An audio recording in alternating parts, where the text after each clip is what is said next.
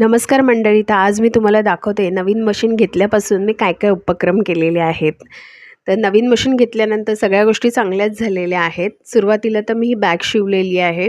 जेव्हा माझ्याकडे बॅगचं कोणतंही सामान नव्हतं त्यावेळेस मी ही बॅग शिवलेली होती आणि खूप छान ही बॅग झालेली होती.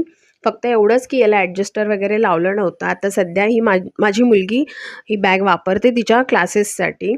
नंतर हे सगळ्यात जास्त सेल झालेलं हे प्रोडक्ट आहे. माझ्याकडे मकर संक्रांतीला याच्या खूप ऑर्डर होत्या. मी जवळपास 5 ते 6 ऑर्डर याच्या दिलेल्या आहेत. रिझनेबल रेटमध्ये मार्केटमध्ये मिळतं त्यापेक्षा मोठ्या साईजमध्ये आणि डबल झिप आणि व्यवस्थित असल्यामुळे माझ्याकडनं हे खूप जास्त सेल झालं. नेक्स्ट आहे मोबाईल पाऊच. मोबाईल पाऊच आपल्याला मार्केटमध्येही मिळतात, पण मी इथे अशी आडवी चेन लावून आणि समोर एक मॅग्नेट बटन दिलं. अगदी नाजूकशी दोरी न लावता मी इथे चटई लेस लावली आहे जी मजबूत असते. आता ही सुद्धा मी सेल करते.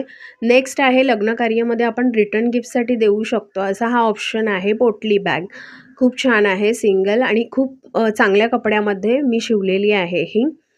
आता आहे मेकअप पाऊच. हा सुद्धा मी शिवलेला आहे. ॲक्च्युली याचं झालं असं की हा शिवायचा नव्हता, पण कपडा उरलेला आणि तो वाया जाऊ नये म्हणून मी हा शिवून टाकला. 2 झिपचा आहे आणि आतमध्ये एक मी कंपार्टमेंट असं पॉकेट दिलेलं आहे. तर आपण मेकअपचं सगळं सामान याच्यामध्ये ठेवू शकतो.